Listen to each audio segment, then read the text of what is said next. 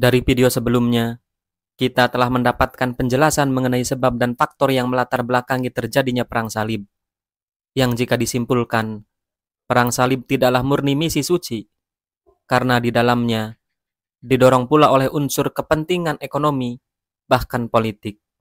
Selanjutnya, adapun pada video kali ini, akan dijelaskan bagaimana proses berlangsungnya Perang Salib dan beberapa tahapannya.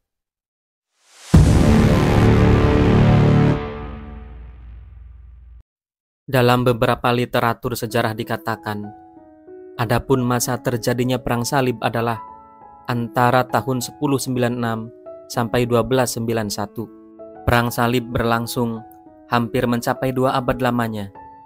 Dari waktu yang demikian panjang itu, bisa dibayangkan betapa banyak korban berjatuhan dari kedua belah pihak, kaum muslimin dan umat Nasrani. Jika diukur dari waktu berlangsungnya Perang Salib, maka secara umum dibagi atas 3 periode sebagai berikut. Periode pertama disebut sebagai periode penaklukan umat Kristiani yang berlangsung dari tahun 1096 sampai 1144 Masehi. Periode kedua disebut sebagai periode reaksi umat Islam.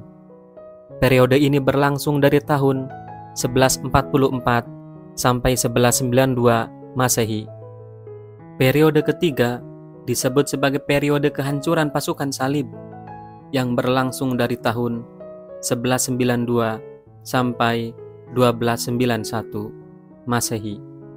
Seruan Perang Salib yang menggoncang dunia merupakan hasil kerja keras Paus Urbanus II dalam kampanyenya di kalangan Keuskupan Agung di Roma.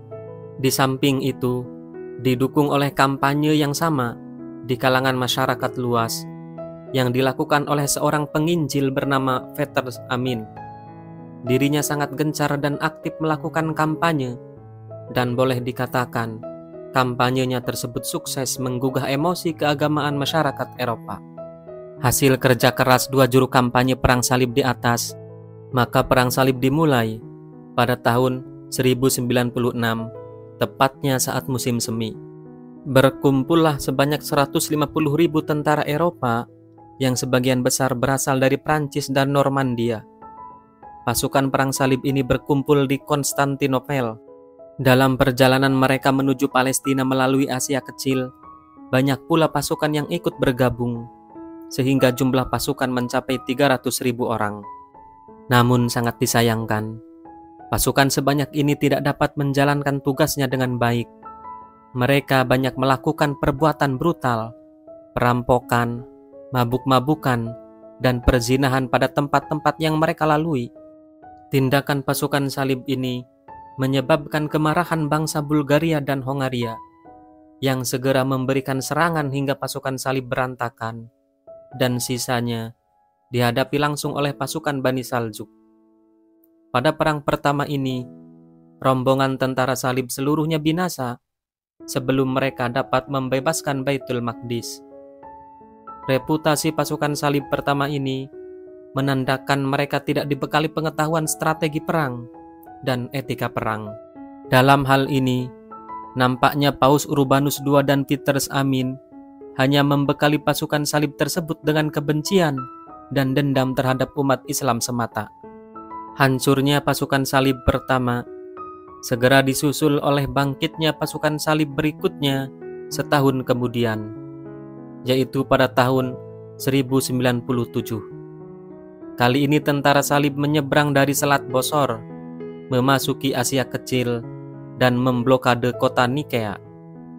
Selama sebulan kota ini dikepung sampai akhirnya dapat ditaklukkan, tepatnya pada tanggal 15 Juni 1097 Masehi.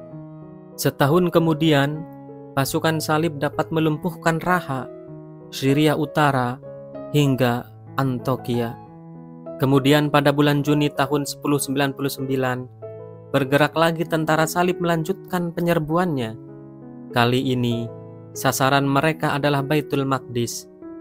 Selama kurang lebih 1 bulan mereka mengepung kota suci ini, akhirnya mereka berhasil menguasainya, tepatnya pada tanggal 15 Juni tahun 1099 Masehi. Di kota ini mereka bertindak kejam, melakukan pembantaian bukan saja terhadap umat Islam, tetapi juga terhadap orang-orang Yahudi dan Nasrani setempat yang tidak mau bekerja sama dengan mereka.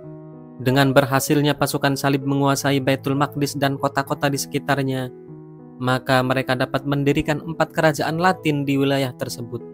Kesimpulannya, dalam periode pertama Perang Salib, umat Islam mengalami kekalahan, sementara pasukan salib dapat mewujudkan tujuan utamanya, yaitu menguasai Baitul Maqdis dari kekuasaan Islam.